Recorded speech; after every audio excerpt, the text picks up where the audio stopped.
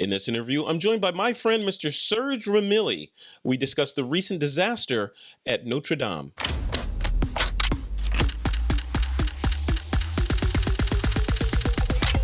This is TWiP.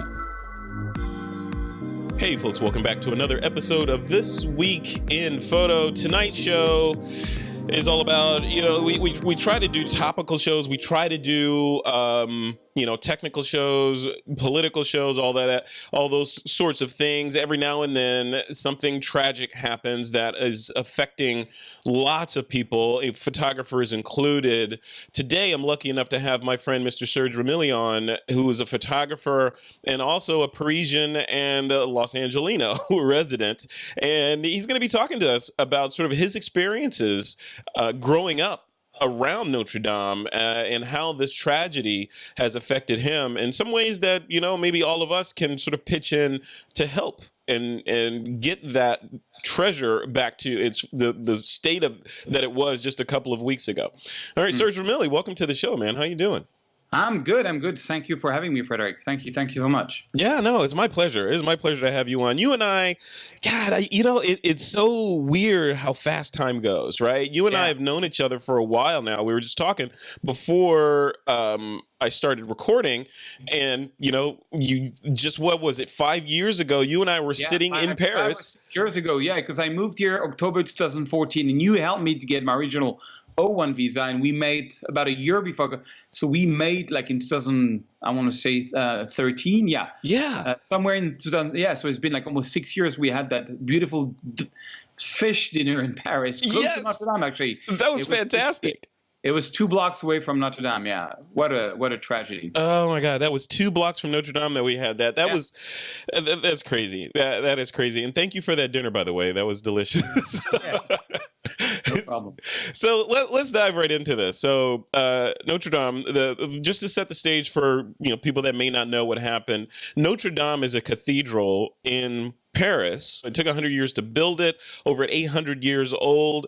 Some things that are notable about this place is that, and these are the notes I shared with you, Serge, that I just took, just sort of doing my research to be prepared to talk to you, was that this is the place where Joan of Arc was beatified. That means she was blessed there.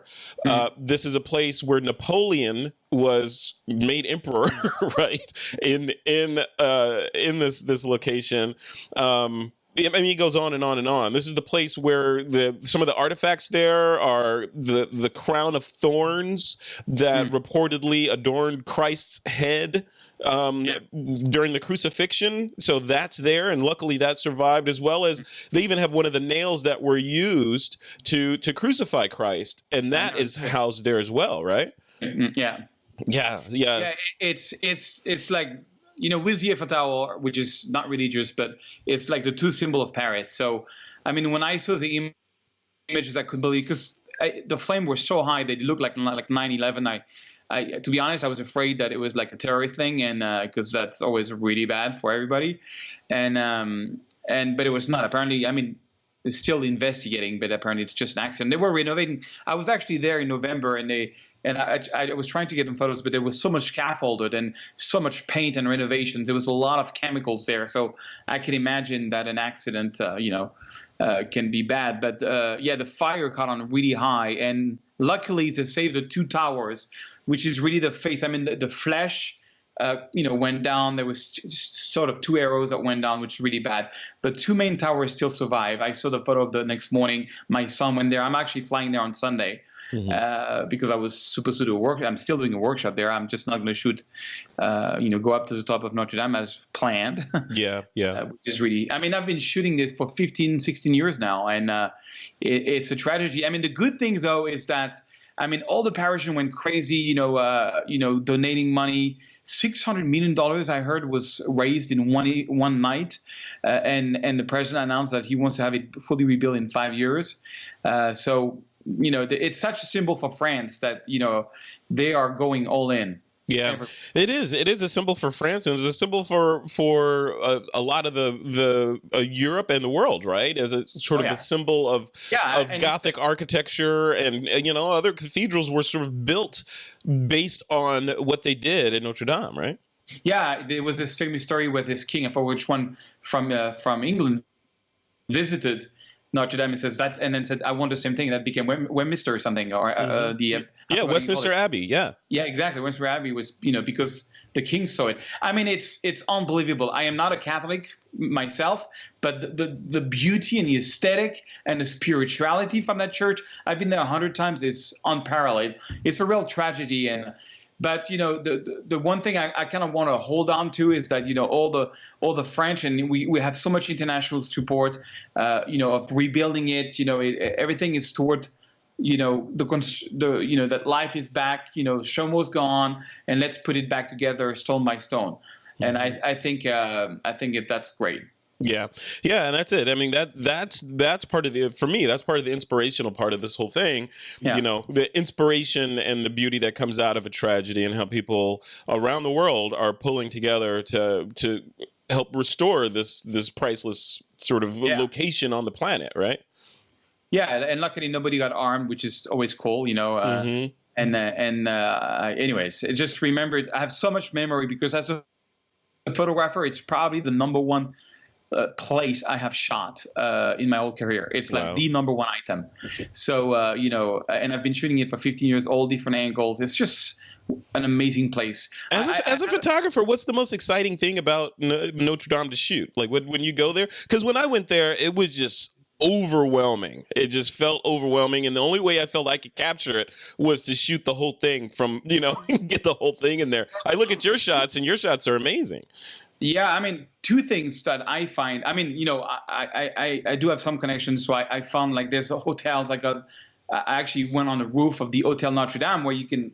And I have a famous photo that was a pano taken from that roof. That's the only angle you can get. But I would say the usual angle, when you're behind Notre Dame, there is a bridge called the Pont de l'Archevêché. I don't know how you say it in English, but Pont de l'Archevêché. Yeah, I'm not going to try that. Bridge that's right behind that, and you have this sort of leading line with Notre Dame. And what's funny is that in April, May, June, and July, the sun sets right on the Seine River, where you have Notre Dame on your right. You'll see a lot of these photos in the article I sent you. And so it's just it's a photographer's dream where you have an amazing subject, you got leading lines, you got a great foreground, middle ground, background, and if you're lucky to get a sunset, you just get a picture that you can get once in a lifetime. It's great. Just it's Paris at its best because the way you can frame Notre Dame, because it's on an island, there's not so much cars around. I mean, it's actually rather easy to get amazing photos. The only thing that's kind of hard is if you go in front of it with the plaza with all the people, that's going to be hard. But if you go behind it or on top of it, you have something called the Seven Bridge view. It's the only view of Paris where you can see the Seine River, doing like an S curve, and you can see actually 7 bridges. It's a very, very famous photo that photographers have been doing for a century. And you can have the Gargouille. I gave you one of this photo in the link I sent you. The Gargouille, as a foreign element in Paris as a background. So really shooting behind and on top was my 2 favorite spots in Paris. And that's gone now. I hope it's going to come back fast. Personally, I don't like to shoot, I want to remember how beautiful it is. I don't like the idea of shooting it, broken down. Yeah. So I'm hoping it's going to come back up fast. Yeah, I was going to ask you that. That's you took my question, because I was wondering, this is a big event, right? I mean, it is photo worthy, right? So you're not going to photograph it? It completely is. I mean, I saw some of the photos, where you see, I mean, it looks like 9/11. The problem with that is, and this is a very personal opinion, I am a very optimistic person and try to be positive in a way. And so it's a policy that I have, that I don't forward negative photos. It's just, that's who I am. I want to show the beauty of the world, not the tragedy of the world. Yeah.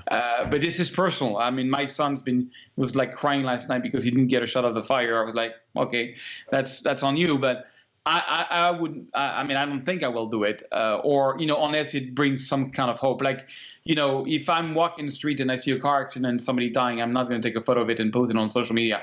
I'm just not.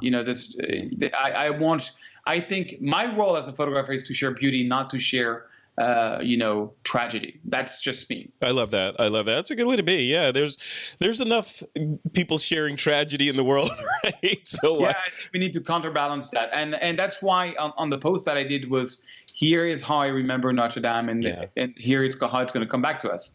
And that's what I want to put attention on. But that's just me. I'm sort of like crazy positive, or trying to be positive guy. I love it. Your positivity comes through in the videos that you do as well. So I want to switch gears a little bit and talk about Paris, in that area, and the workshops that you do there. So you have a superpower and an advantage over a lot of photographers, much like our mutual friend Valerie Jardin, right? So Valerie does a lot of street photography. I do actual Paris photography. Yeah. So mostly monuments, and so it's a 4-day workshop that I'm doing on the 14th of May in Paris. I'm actually doing one in Venice and one in Tuscany before that, but the Paris one is from the 14th to the 18th. It's 4 days. And one evening I have to work something out, because one day was fully Notre Dame, where we started by shooting at the rooftop, and we go down and we do this whole sunset thing. So I'm going to have to replace that one day. But I'm 49 now, and I've been living in Paris for 44 years. Oh wow! And shooting it for over 12. So, I got like special locations where you can get like views of Paris that tourists don't have access to. Special frame in the frame of the Eiffel Tower, or the roof of Paris, or things like this. I also want to bring people to the classical shots, but I'm also going to bring them to sort of hidden places, so they get this look, sort of Paris iconic shots, but not the one that everybody's getting. Yeah. So no mimes, Serge, please. No mimes, right? Yeah. All right. So I want to transition away from that, and so you like you said, you spent 44 of your years in Paris, but now you're in Los Angeles. And there's a reason, and you have residences in Paris and Los Angeles, but there's a reason you're in LA. Tell us about that. Why LA? LA, because I've been I've been dreaming of being an actor my entire life. I even got into photography because of acting, which is crazy. I'll tell you the story really short, but wanted to be an actor when I was a kid. Got into computers and into sales. Did really well into sales, but when I arrived at the age of 34, 35, I was like, I'm going to do this all my life. I'm going to arrive at the age of 70. And I would have never given a chance to my dreams. And my dreams was really being an actor and a filmmaker. And so in 2004, I started training on being a filmmaker. But this was 4 years before the 5D Mark II, Canon 5D Mark II came out, where you could shoot videos.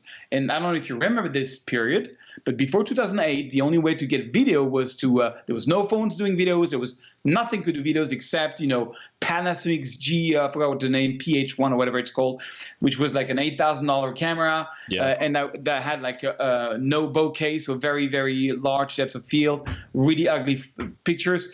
It was really hard to get something. The only thing that was giving good video back then was actual film, 32, 16 millimeter film. And so I tried to do some of that, but it was so hard that I sort of gave up, went into acting lessons, and, had a couple of failed actors as teachers. They were, just communicating how much it was hard. So that was not very inspiring as a teacher. This is how you fail as an actor, right? Yeah. I mean, some actor teachers are amazing, but some are failed artists themselves, and you feel that that's where they communicate. You think you're going to be a star, it's going to be hard, or it's a hard blah blah blah. Anyway, every dream has got its Darth Vader and things which are hard, so it's whatever.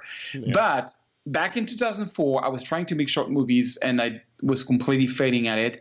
I went on vacation in the Guadalupe with a friend and I had a Sony camera, and I took a photo of a girl, and he showed me Photoshop for the first time in my life, because there was a lot of tourists behind. It was a beautiful girl, but there was a lot of stuff. And he says, there's a software called Photoshop. You can erase the people behind. I'm like, no, you're serious. He says, yeah. So he showed me Photoshop for the first time, and it was the biggest epiphany moment of my life, because I realized until I can figure out how to be an actor or a filmmaker, I can at least create something artistic, which is take photos. So I went back to work, as the VP sales of my company, of my brother's company.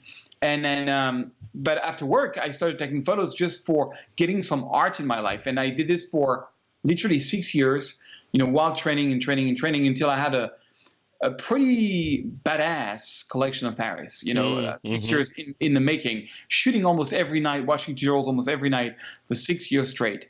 And that's how I got into photography, and then later on to teaching, and now I moved to Hollywood because I had an opportunity to team up with some people here, and we made a movie called The Hollywoodans. It came out on Amazon Prime last year. Nice.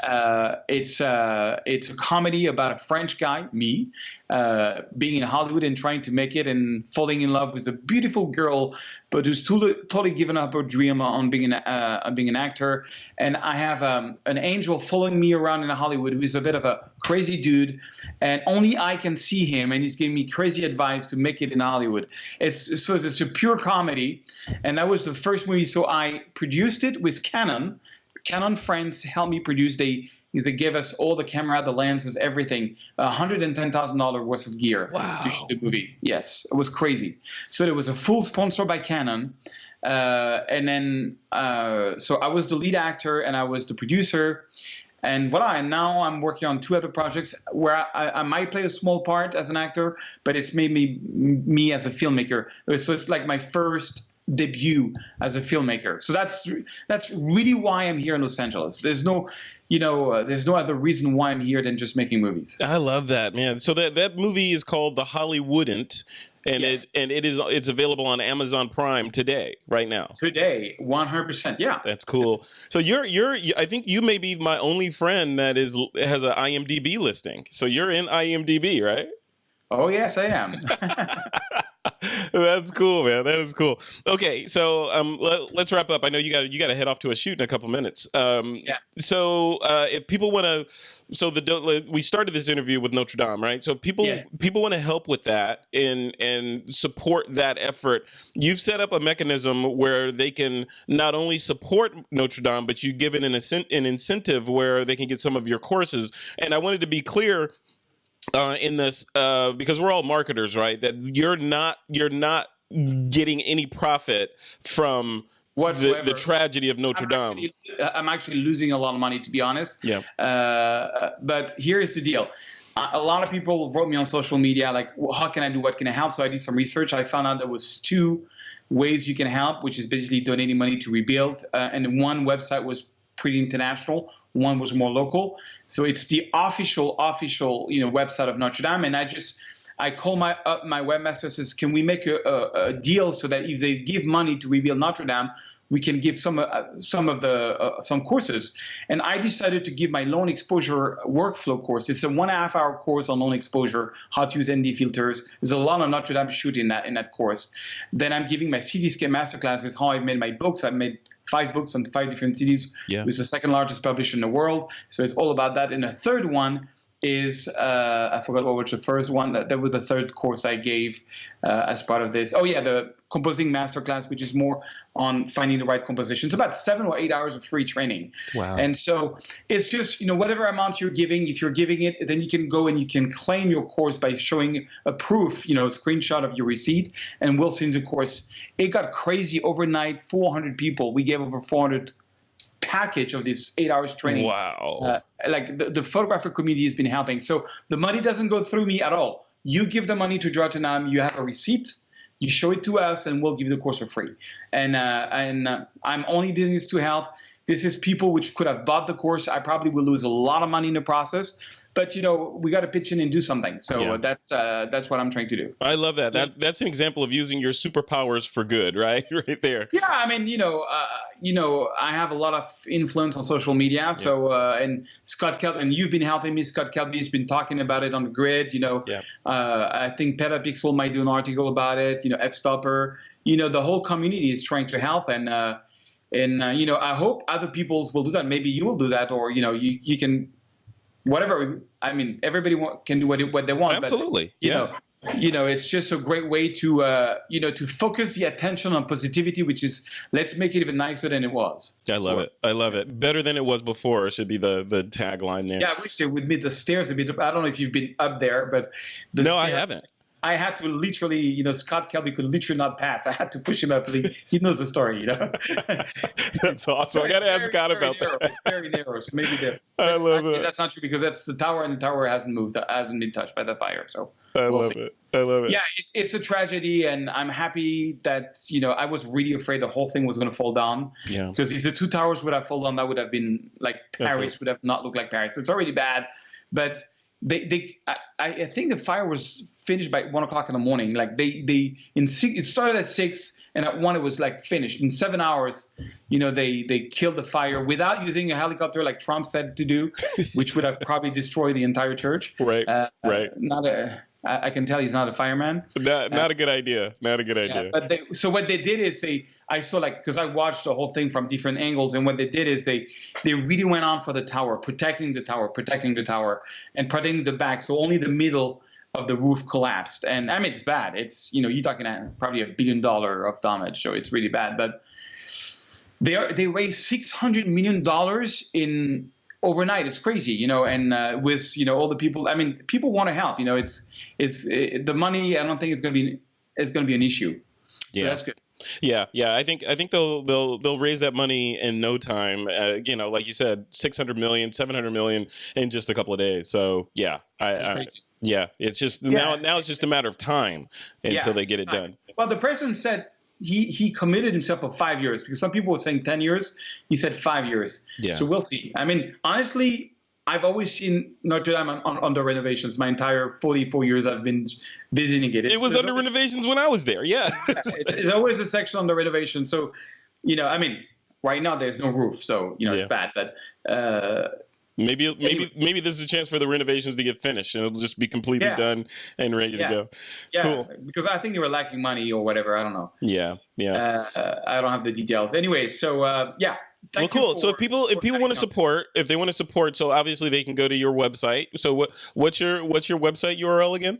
Okay, so that's the problem, is that it's not on the homepage. I should probably put it on the homepage, but it's Photo Serge. Can you put it in the notes? Absolutely. Yeah, I'll put the link. I'll put the link on the blog post for this episode, as well as in the YouTube comments, so people can find it. Yeah, it's the actual link. It's pretty simple. It's photoserge.com/save-notch-dam. Oh, perfect.